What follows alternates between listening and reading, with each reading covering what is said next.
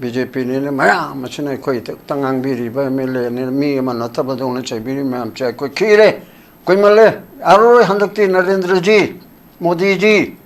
나달지 아미샤지 거의 토가니 하이는 남피 팡 간바다 획득 간 거니 저희들은 간 거니 야 하이봉함이야 봐 아도나타나 거의만 분나 teg는 거 덥니죠 이거 하려가 또 거리거리 노에멜레 이차이 나우 머름 방소 오람바 올리바 낙타니 얌나 다는데 보면 거의 분나 teg는 거 덥니죠 하이가 나와 봐 불러가 teg는 로야 봐 ruling party kunthana pullo adudagi opposition kawo civil society kawo senior citizen kawo media mayam ko loy nam homchal kana ba maji pacha thana ba ye phagi nati adu sung kawo nge kawo dana ai khoi pullaga thengna ga damne dola doli naina ga nusi BJP da congress na honba congress da BJP na honba adu tawna gu nusi adu de opposition ji kai mu hundana tumina lei ba iri yaningde हुन्नगदमनी Congress की BJP ना शासन तौरी BC ना चीची काना बे पीरे मोदी ना हाइबतो चीची हाइरमनी लान खनबिगनो जाहिरी दना ए लाली मोदी ना हाइरी बात तुदा दुना तेनो लौरी लाली दना डिबेट की वार नेनी डिबेट की वार जब प्रजा मरक्तसो इंटेलेक्चुअल मरक्तसो कना उमना मोय मांगना फोंगदोरपो वाफम सिंसे मणिपुर की प्रजा सिंहसु तागदगी ngarga leiba dugumba politician amakhakne yamna maming leiba hariba politicians na फोंगदोकिबो वाफम से कोगी मरी लेना कोगी हंतकी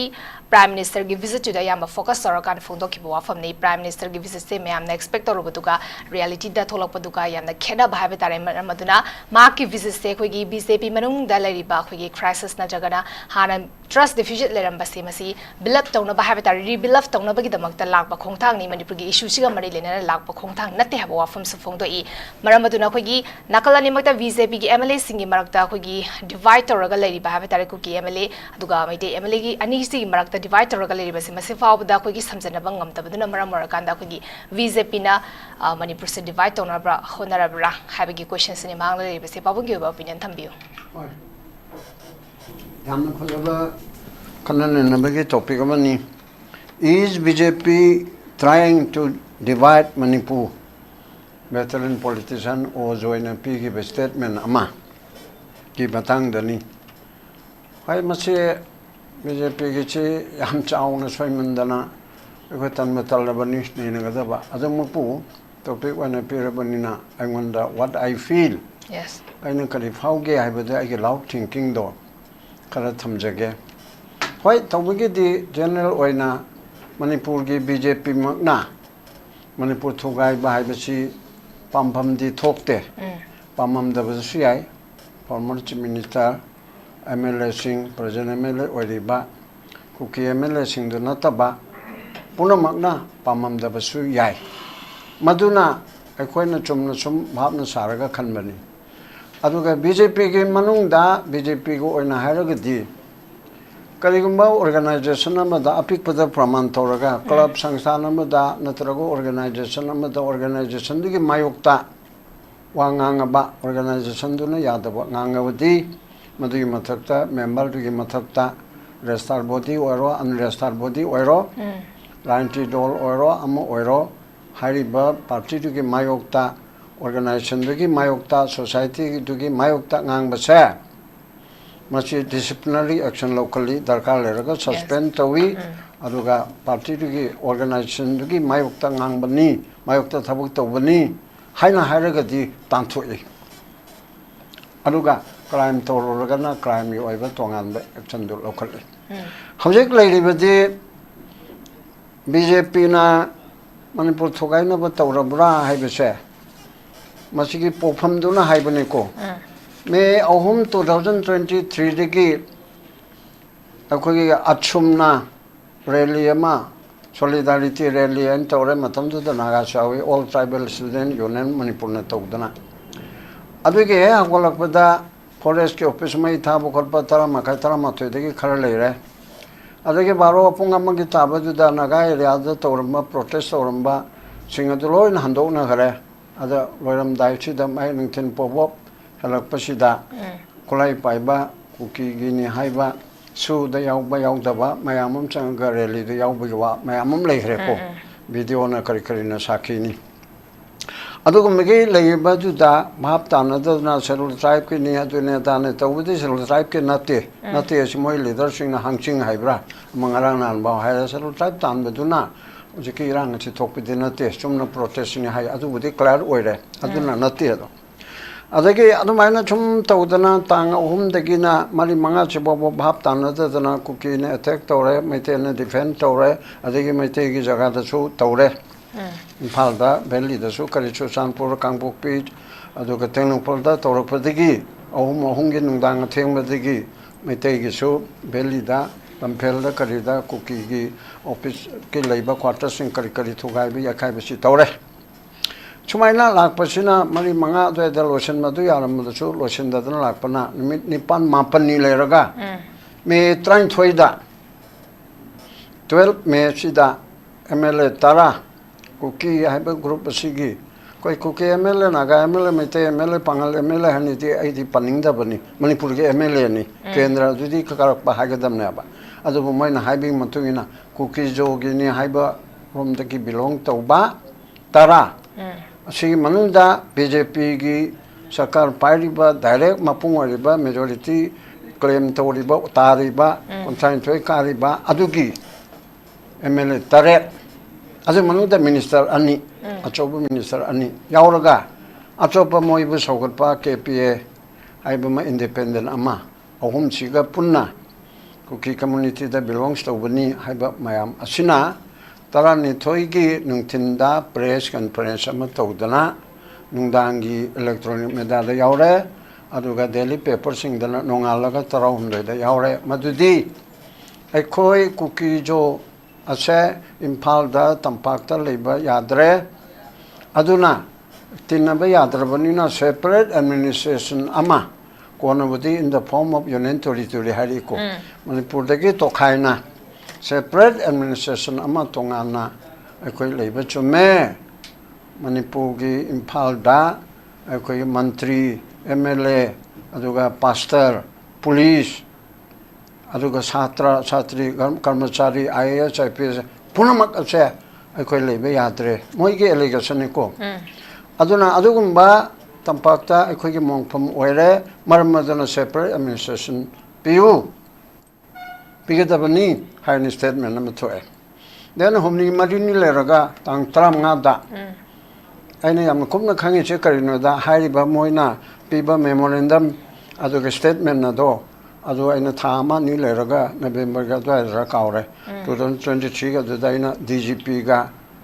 ꯗꯤꯑꯣ ꯂꯦꯇꯔ ꯑꯃ ꯏꯌꯦꯕ ꯍꯥꯏꯔꯤꯕ ꯃꯣꯏ ꯀ꯭ꯔꯥꯏꯝ ꯃꯌꯥꯝ ꯑꯃ ꯀꯝꯃꯨꯅꯤꯇꯤ ꯑꯃꯒ ꯈꯠꯅꯅꯕ ꯈꯣꯠꯅꯅꯕ to promote enmity between the two communities ꯍꯥꯏꯕ ꯌꯨꯝꯐꯝ ꯑꯁꯤꯗ ꯑꯣꯏꯔꯒ ꯃꯣꯏꯒꯤ ꯃꯊꯛꯇ FIR ꯂꯧꯈꯠꯂꯨ ꯅꯠꯇ꯭ꯔꯒ ꯁꯣꯃꯣꯇꯣ ꯂꯧꯈꯠꯂꯨ ꯅꯠꯇ꯭ꯔꯒ ꯑꯇꯣꯞꯄ ꯃꯑꯣꯡ ꯑꯃꯗ ꯑꯦꯛꯁꯟ ꯂꯧꯈꯠꯂꯨ ꯍꯥꯏꯅ ꯏꯈꯤꯑꯕ ꯌꯥꯝ ꯀꯨꯞꯅ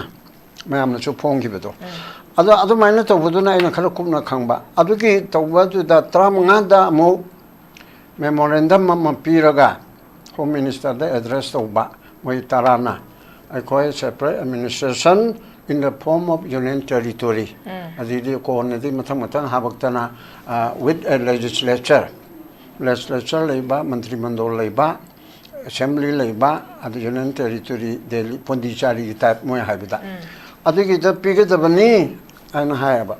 ada sarkar sogoliba ani ahum dumang hakto ko independent duga KPA gadugi haipeto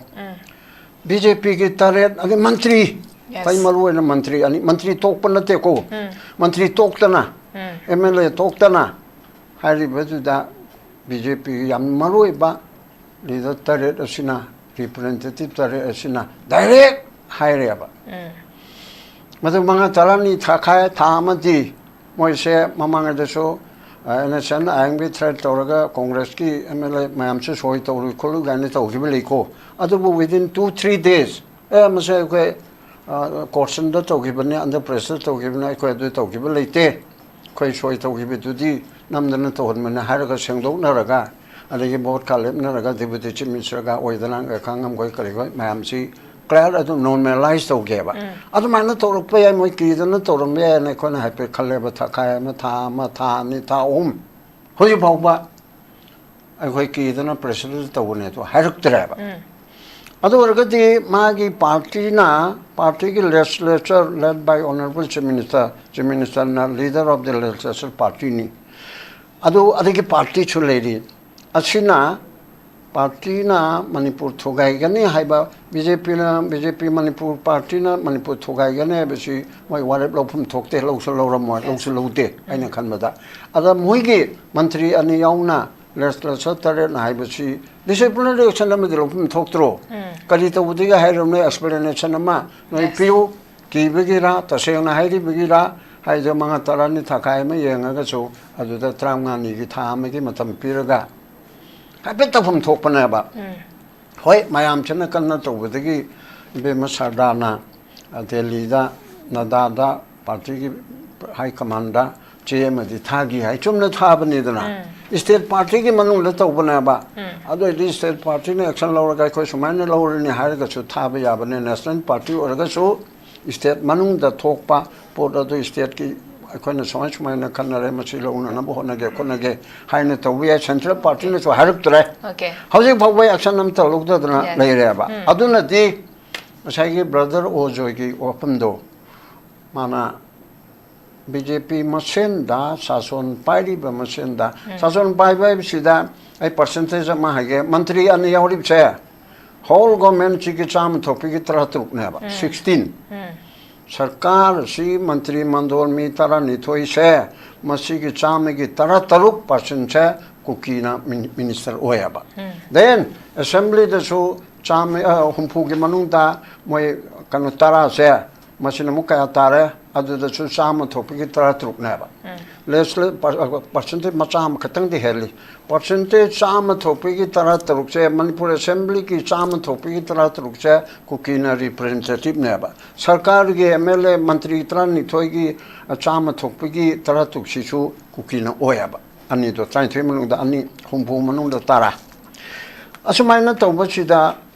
Mantri Mandonda Libaduna, Honorable Chief Minister na, as a leader of the head of the government, legislature head of Benina, China, Mantri Mandona Tabanata, Bada, collective responsibility in Mogiti, as per constitution. As the minister and in Sumanto Carino and Maharaga, Yadrabu, the Atlanta, Natrabu, Nasana Kana resigned to Natraga, the Igamna, the Erin, no to a Haraga, others to Gidraba. Hoi, Calicarino, Lerme. Adu orga su city hangman lidana party ki manungda nongaina ta ba natraga karkari ta wo khotpa ki oina le jaraga su laipak ta prajamyam da challenge to ropanatro manipur ya pan masakta ngaka da bani akhoi ki territory integrity kai bi ate ani jun 18 ga tawri dubu karino kana uma community am ta son ba tawdana communal type ta tawdana yamna achamba miyam siga hongna ru ba tawdana assembly Babu Tugai, my Tadal, my Tabatu Pay, having on a tail. Party office, ma'am, Chichakai, no instruction, the beginning. Nepal, with him a 2 tongues in there, saying I in Anong Sahagre, June 19, the low given Abamoina. Oh, Madam D. Second World War Gimatung Da, Assembly, Machung Parliament, Tugai, but me am the Tugai baby, say, Manipuna for the first time nap. Guinness Book of World Record, Yawadam nap. Yes, Second World War game among the D. German da communist na parliament thugai na bataugi ko kep amale ko aduna for the first time prithvi where second world war ge matung da di assembly mai thaba parliament mai thaba Manipur na ahan banaya adu megi port ma taudna meyam asina taugi potu meyam sina pen da batigi adu ge port adu la kare ba da hojik che adu maina territory integrity ta khanba adu ga Manipur praja punamaki mara pai bi ge club sangstan ge micham praja ge koi punamaki jati kontra manga sigi oina leiba podasi irai laina BJP ruling party ge mantri ani yauri eraga moi taret na sumaina tauba se masidi leipaki yamna sathiba nungai roidaba adu ma pot ama oyaba adu ge damakta assembly the so Brother Joyna, I should kangi. Mana chema speaker the Tadana, disciplinary action will be you.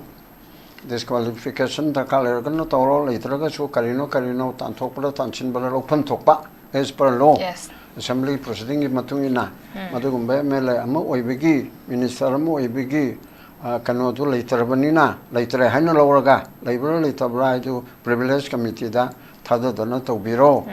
privilege amsi ethics committee da hain to dana matam tu da honorable MLA Nishikant na chairman oibani speaker na man to da na te my committee dana privilege committee ki chairman na luchingba moi tare ni pan saba adu thadara ka to da na adu jo thada yani dai adu pol do hoji phobati khangba ngamdra adu gi du da khoi na du na da na haiba yadra adu na hoji tawriba sida asigumba mayam ama leiba phongna natraga lonna mathang mathang torakpa maroina legislature BJP gi mantri oiramba hojikti oiramba haiptara mathamdi oiriba aduge MLA hoji oiriba makhoina kanna manipur se divide tawnana ba asi hotna rabra sine bawang che ojana to kana ba tawre haiba nate hotna rabra yes hadi thingdaba duna mu karigino thingdaba du oragadi moina manipur thugaina ba yonente ritore ama piwedi manipur nataba ma haibani ne adugo megi pota du oragadi thugaina ba tawribse akoina mayamna buti ha kuki ga na manipur thugaina ba tawre ada tawre du tawre hai moi masana bo hai moi gi lucha hangsing goi kari goi mai te ro kuki ga tawna ba nate matamdagi birena luchingba sarkar duga sarkar na michang changaga adugumba akhoi mathakta partition oine tawbna haidal amnina Pakistan Hindustan tawbigi type te tawrabani maite ge personally kuki ge tawna ba nate communal ge nate akhoi ge lam sidi khaibok tanana ba tawbani maru oina birena thon bani haina se mana haibedi gi no ka ing singa saita bu yang pani hangsing edo William hangsing habra mala re haiba mi amani ado yam phajana mongsi thammiaba aduna hojik lai chule chalakpa hanbelo chalakpa ina haining ipsi akogi manipur ge se irai lai dre bharat sarkar na yangbedre tawdre na haibasida akoina mu aina second thok da khalakpa da kuki gi se lamento henba su tawba adudagi moi kharana mapana changpa kharaga tawraga moidana tawbani oiroida ariba leiriba mayam hanadi lamina pachingduna di chodana yaba natte da haidana kona khalamba hoji phabu khanba ado moigi larik haiba moigi IAS oiba moigi IPS oiba moigi commissioner oramba mantri oramba karkri tawramba mayam chana awoi boina interview da Hindustan Times ki adegi kanota North East konige Wajpir Hussain gido North East News asina chingmada sum pirakpa chonmegi civil society mna to habidi amani ko adu yai ate habiduna adu lai cho haiba awang ma thakta leiba mi ching phaubana sum kanna harakpa sida masida ai koina lemori ba kuki nataba pulap lemori ba pulap asina bhap ta ba ma change ba mana de tongna tu kadudai na moina kaina haiba ngasai mak wari sanari na khorga chumna moina ta tawya brain haja ai khoina sauraga ai khoina hekta tawradam ne tawrubada ko kaibi gi pot ama soidre ba malamdi mogi separate mission sukan haloi harbodi Bharat sarkar na so namdana thingdana khotana hey yaro act of terrorism to udo zero tolerance ta moi phagani pungani hatkani mete chu to gone aga chu to gone kukti chu to gone saman to gone ka haidana surgical strike ka tawna to birabdi phaba adu chu to bidabanina oyanga wakharana laujabane na khanbadu yadre oyanga bo ona lawrabasu Bharat sarkar na thado e mapangi foreigner sing na support tawre aduga India gi manung dalaiba editor guild na press circle leriba India gi body main body leriba sing aduga PU share asina chingba mayam na moi gi finding da hoi case futi tonari ko moi gi finding ma mai tai na hobani moi na ko ya choba majority community ni na macha ma to bode ahan gan ha ga khanara de an do na phubi bo ri ni hai na lobu do na logi ba china ai ko gi position se yes maroi na ai mai tai han bo haning de manipuri memori ba sing se masigi live se masi khara luba society gi ihun se khara lui mana khana ba hore ku ki yan ta ta khara na hore dana gona du de lo chanap ta re ai na haro kanda ai khoi da sumang jaba moi ge na mai tai shawra gana majority shawra gana asum moi gi kodong saba do yong ai ko do pirip se hai re na jin han kana num thaklak da moi organization na ku ki gi separate mission to an pi der se ara ko phang le re factually defecto da koi phang tabudo wai koi pasa tongana pibir o haire ba Okay. haide lauthok tar bhawi hare thabak ta lei re sine ba kaya henjela kramno aduna si punama ga se leibana brother join hairi ba sida haidi honorabra haibe sibudi mogi tawthore ebisina action lawda bisina chunggadaba male haina sumaina thamjage Okay. Disciplinary action se koi gi irang se horak padagi hauna koi gi tongan ba mayam na have direct presa section mayam na so koi gi mukoi gi matak da disciplinary action lakhot piyo haina law raga su lai bane du bunga si faw bada chei ahum phara ka darba su bu tanga si faw da mukoi gi matak action na mata lakhotana lakpani ai mata amu lakchening bo question se koi gi ngasai popular government gi mata amakhak su pan ki but adu popular government se koi gi mamang da gi have direct koi gi VCP gi MLA Minister Singi Sartigi Unity or Equigi Mamanda number forward the 44 seco Unity or Regale Duna Quigi Center na ki kano matung ina Quigi the Maxim Bayavaki condition the lady have a port forward from Doki Basulerabani. Popular government ki demands Sequi Presaniam Kanatorom Yedubu Tabi October Mara Morakana Zixequigi.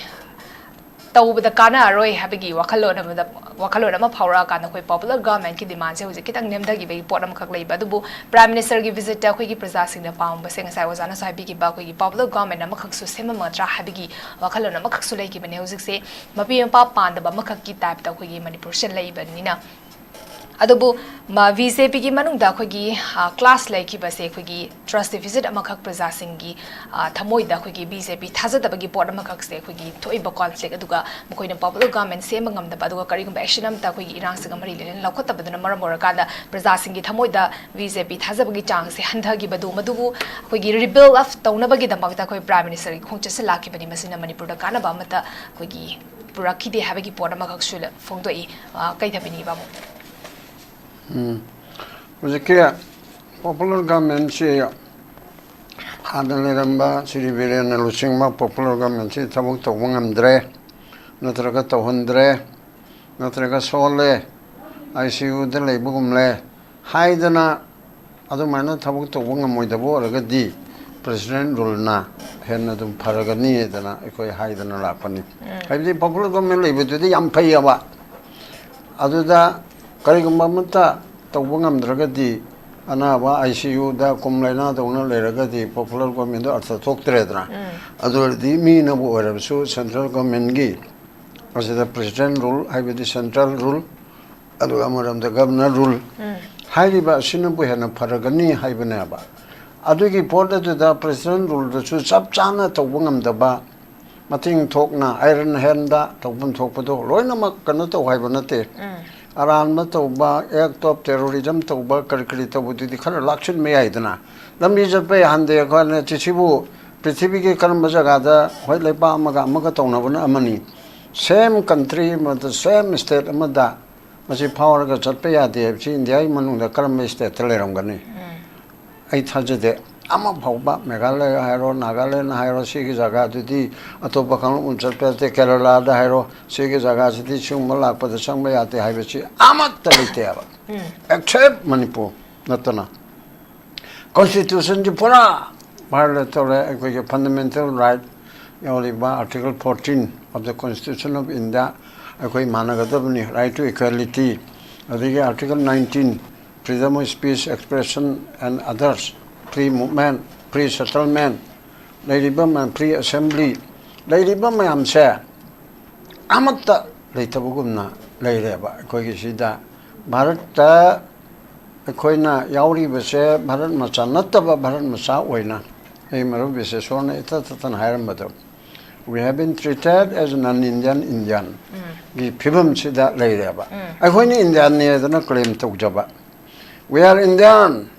I was 1949, 15 October, the Marja Gemenama, Lamba, Chumba, Yanimba, Yaning the Bakang, the Oyere. How we are all Indian, let none divide us. Quick at Opayadrabani. As you Ojage,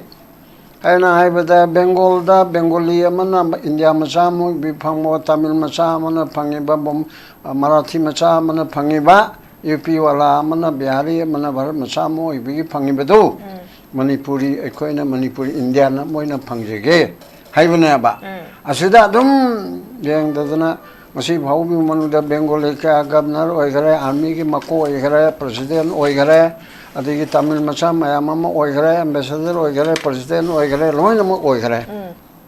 ꯅꯨꯄꯤ ꯋꯥꯂꯥ ꯄꯟꯖꯥꯕꯤ ꯂꯣꯏꯅ ꯑꯣꯏꯅꯈ꯭ꯔꯦ ꯃꯅꯤꯄꯨꯔꯗꯤ ambassador ꯑꯃ ꯐꯥꯎꯕ ꯍꯥꯏ commissioner ꯑꯃ ꯐꯥꯎꯕ ꯂꯩꯄꯥꯛ 137 ꯂꯩꯕꯁꯤꯗ ꯑꯃꯠꯇ ꯄꯤꯗ꯭ꯔꯤ governor ꯑꯃꯠꯇ ꯑꯣꯏꯗ꯭ꯔꯤ ꯑꯗꯨꯗꯒꯤ ꯑꯩꯈꯣꯏꯒꯤ ꯏꯟꯗꯤꯌꯥꯒꯤ ꯌꯨꯅꯤꯚꯔꯁꯤꯇꯤ 200-300 ꯂꯩꯕꯁꯤꯗ ꯚꯥꯏꯁ ꯆꯥꯟꯁꯦꯂꯔ ꯑꯃ ꯃꯅꯤꯄꯨꯔꯒꯤ ꯃꯄꯥꯟꯗ ꯄꯤꯗ꯭ꯔꯤ ꯑꯗꯨꯒ ꯑꯩꯈꯣꯏ ꯏꯟꯗꯤꯌꯥꯅꯤ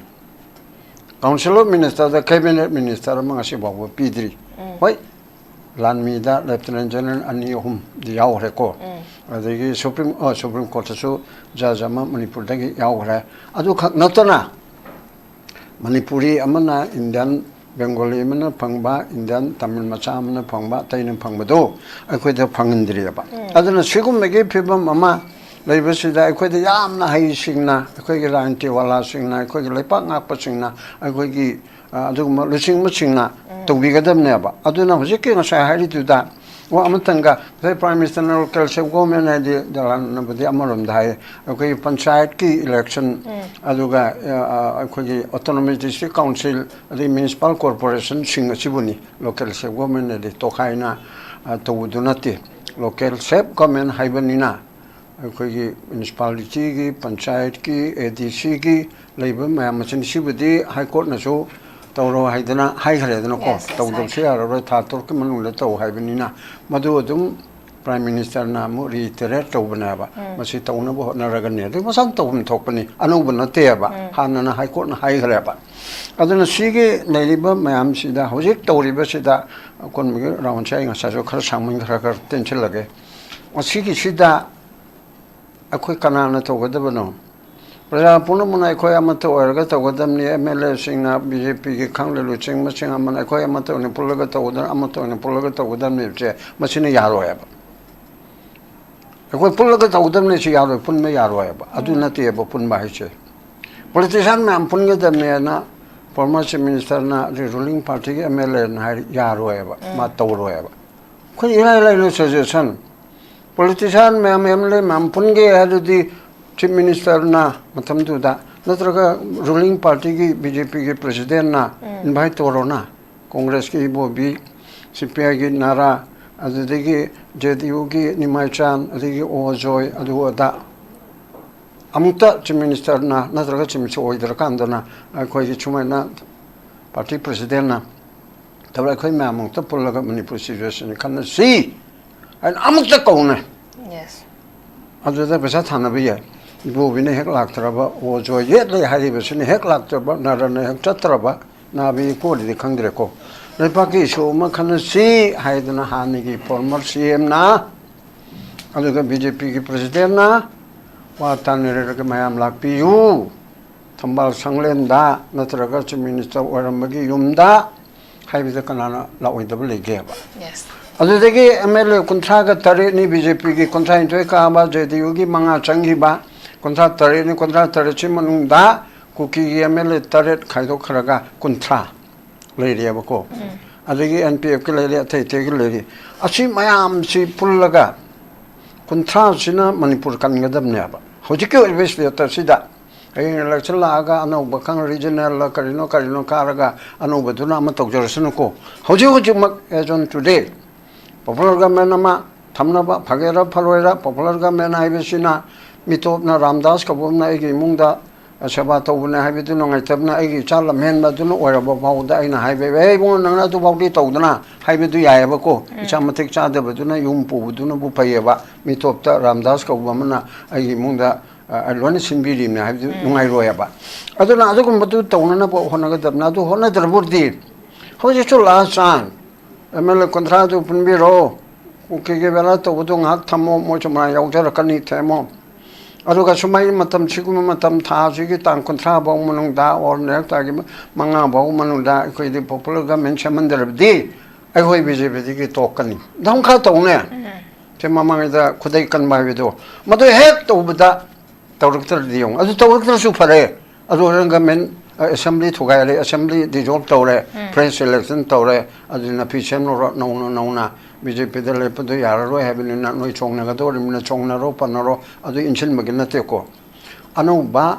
ꯑꯃ ꯂꯥꯛꯇꯅ ꯅꯣꯏꯅ ꯑꯗꯨꯛ ꯌꯥꯝꯅ ꯑꯩꯈꯣꯏꯕꯨ BJP ni maya machine koi tangang biri ba mele ni mi man ataba dong na chai biri mam chai koi khire koi male aro handakti Narendra ji Modi ji Nadal ji Amit Shah ji ai koi to kan ni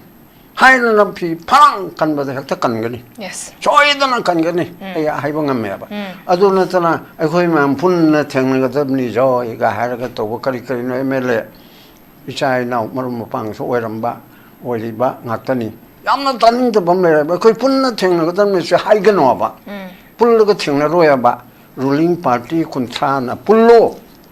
adu de opposition kawo civil society kawo senior citizen kawo media mayam ko loi nam hopchal kana ba maji pacha thana ba ye phaginati adu song kawo nge kawdana ai khoi pullo thengna ga damne dola doli naina ga nusi BJP da congress na honba congress BJP na honba adu tawnu gu nusi adu de opposition ji kai mu hundana tumin lei ba iri yaningde hunnagadamni congress ki BJP na shasan tawri bisi na chi kana be pire modi na haibatu chi hairam mani la na khanbi gano jairi dana lali modi na hairi ba thuda duna te no lawri lali adana debate ki war nemni okay debate war ja praja marakta so intellectual marakta so kana mana mai rainti ke ngang na bataning dre son ge roba rainti marakta koi hingimni hingi banina BJP ne kadi tawbi asi tawri ana moi general secretary ha adu mami panja tawi adu duduna adu haire adu madu mu lali na haire ani se tagadamni taraga congress ki opposition ki se maje khar sole natraga ma je hajin bam yaure ai kun khangje gadamni ode BJP ki se asi sole khole khang laungna dana noi ngang na ba chi taning de kari ta duri ba ngang su ngang na dra ba BJP शासन party को काम होने से कायम हैदराबाद कांग्रेस ने जो कायम Hyderabad अदुदी opposition में तक तक मियाम ना मूवमेंट तोड़ करनी नंग opposition में जाइन तो opposition ओइब मतिक चाहते हाय ने तो गने बा तो कोई प्रजा जो भाव ता दे लाउनरी बसी तानिंग दे ना अदुदी करीम लाउने दे दे कदु दे नो तुमिन ना सुम तुमिन कांग दो ना पंगले ले से ब्रो लाउगदम नी खोंगदम नी नांगदम नी करी जनो यक न बनते BJP की मायोक्ता कोई जंगांगी बा आई हेमंत BJP अबबम तोरउने खाइदे हाना सपोर्ट तोदा आई ओइगे बा कोई सी तोरनी सुम कोई सेंटर ने जंगसिल लिबस नंगाय तरा कोई तरा ngaदी होनरगा कोई तोय तंग हाइबता शाबाश आइना हाइगे करिगे नोइबु BJP थुगाइबु BJP का हेलु हाइबा नतबा ओके लेडी बजे खरो थबक तोगदु छि नोइना नंबर 1 नेमनी जदा हा कांग्रेस ना दु तोरमी खरांग ना दु तोरमी अदु नते हेक तो को दिंगे जुन 19 फंगे लाइबक थीबदरा BJP ने पानबो मतमदो ओय अदुबुदी बासपाइदी यम फैको अदुगे अमुक होजिकी सि तोरे सिदिसु BJP ने तोरे सि तोरि पुना मचे कांग्रेस ने तोहन बने ना जुम इंजिन न लेरगदि कांग्रेस फटकीद्रबा दुन तोरमदो माना तोरमबने मागी मतमददी नगा कुकी तौबदा प्राइम मिनिस्टर लागते मैतेगा पांगंगा तौबदा लागते पाइतेगा कुकी के तौबदा मतमदगी कांग्रेस की प्राइम मिनिस्टर लागप्रो सिबु वारने सिगुम मबो वासे BJP की लीडर सिंगना ngangan ningdeba BJP से खुइगिनी नोगी कुसी तौबा यारोय कांग्रेस से मणिपुर प्रजा के नि CPI से party पुनमत रेस्टार तोरबा assembly the representative with the Punamuk. I could get right labor, Nang Chabigi, I Ima Pa or Nang now and Nang Shalale, Nang to, Natrananga to, have a quick right labor. Okay, I don't know. We shall look for that. When I have a port Punamuk, Hector, BJP, my Tanga, Amamus would pay one at the Amasu around the tower, the Congress over so quite. Around Basubito, the Hapanatano pilot, and I will quite loud to thee. I don't call you to thee. See the Amamaki Michangi one at the I don't know many Pokanji had of the ruling party, the lady was singing Sina, Topam Topado, to be you. Okay.